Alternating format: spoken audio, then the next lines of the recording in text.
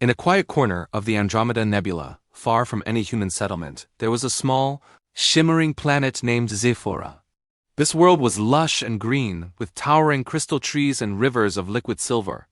Its natives were small alien cubs, no bigger than a human toddler, covered in soft, iridescent fur that changed colors with their emotions. These cubs were curious beyond measure.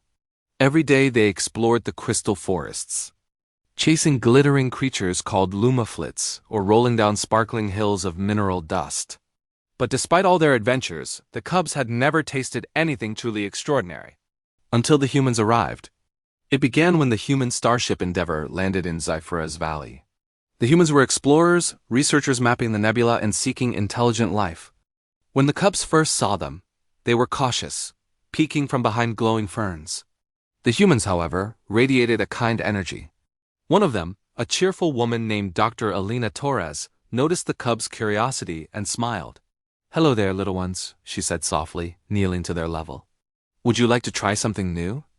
From her bag, she pulled out something the cubs had never seen, a bright red fruit, smooth and round. Its smell was sweet and tangy. The cubs sniffed cautiously, their fur shifting to a curious lavender. "This is a tomato," Dr. Torres explained.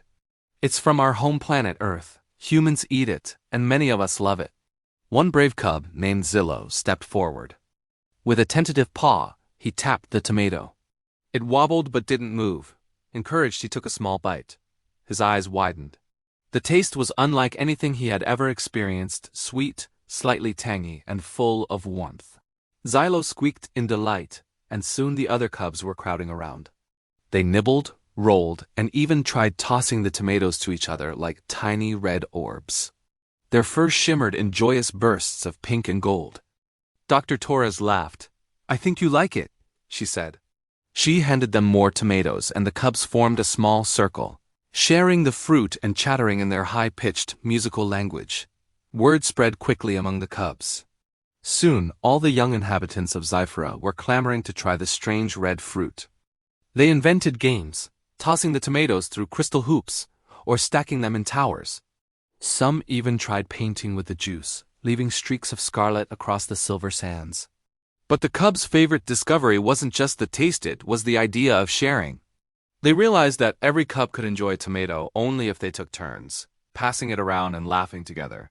For the first time, they understood something new. This human fruit was more than food, it was a bridge between their world and another. The humans, observing, were amazed at how quickly the cubs adapted. Dr. Torres noted in her journal, "Zyphran cubs are naturally curious, but their capacity for joy, cooperation, and appreciation of new things surpasses what I've seen on many worlds." The tomato has become more than sustenance, it's a catalyst for their social development. Days passed, and the humans taught the cubs how to plant tomato seeds.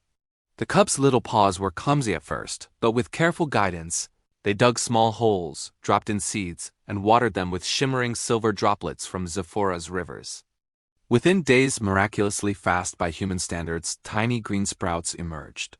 The cubs squealed with delight. They named the sprouts with human-inspired names: Red, Ruby, Scarlet, and Cherry. Each day, they tended their tiny gardens, watering, singing, and even talking to the sprouts in their own melodic language. One evening, as the twin suns of Zyphora sat, painting the sky in ribbons of gold and violet, the cubs gathered for their first official tomato feast. Dr. Torres had prepared a small salad for them. Chopping the fruits into tiny, manageable pieces, the cubs sat in a circle, each waiting for their turn to eat. Zillow, the brave cub who had first tasted the tomato, spoke for them all in his melodic tone. "This fruit is more than food. It is happiness, it is friendship, it is the gift of the stars." The humans were deeply moved. Here were beings so different from them, yet capable of appreciating something so simple and beautiful. For a moment, across the vast gulf of space, it felt as though Zyphora and Earth were connected not by technology or politics, but by joy, curiosity, and taste. As weeks turned into months, the cubs' love for tomatoes only grew. They experimented with flavors, mashing the fruits with local herbs and sweet crystals from Zyphora's mountains.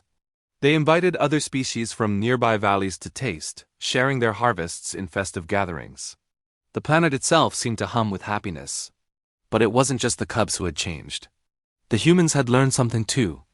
They realized that in their pursuit of advanced civilizations, they often overlooked the simple, profound beauty of a small act, sharing food, curiosity, and joy. Dr. Torres recorded in her final report before leaving Zyphora. The humans came to teach, but we learned. The Zyphran cubs remind us that wonder exists in the smallest things: a fruit, a smile, a shared moment. Perhaps this is the true mark of intelligence: the ability to connect, to cherish, and to celebrate life in its purest forms. When it was time for the humans to depart, the cubs gathered to say goodbye. Their fur shimmered in every color of the spectrum, a visible display of emotion. They offered Dr. Torres a small basket of their finest tomatoes. "Thank you," Zylo said, his voice trembling with emotion. "These are for you, and when you return, we will have more." Dr. Torres smiled, her eyes glistening. "I will come back. And maybe next time I'll bring something even more amazing from Earth." As the human ship lifted off, leaving streaks of golden light across Zyphora's twin suns, the cubs cheered and waved, clutching their beloved tomatoes. That night, under the violet sky, the cubs sat together, feasting and sharing stories of the humans who had taught them to love something so small yet so magical. Zylo looked at the stars and whispered, "Perhaps there are more fruits, more wonders, and more friends among the stars. And one day, we will taste them all." From that day forward, the tomato became more than just a favorite snack. It was a symbol of curiosity, friendship, and the unbreakable bond between worlds.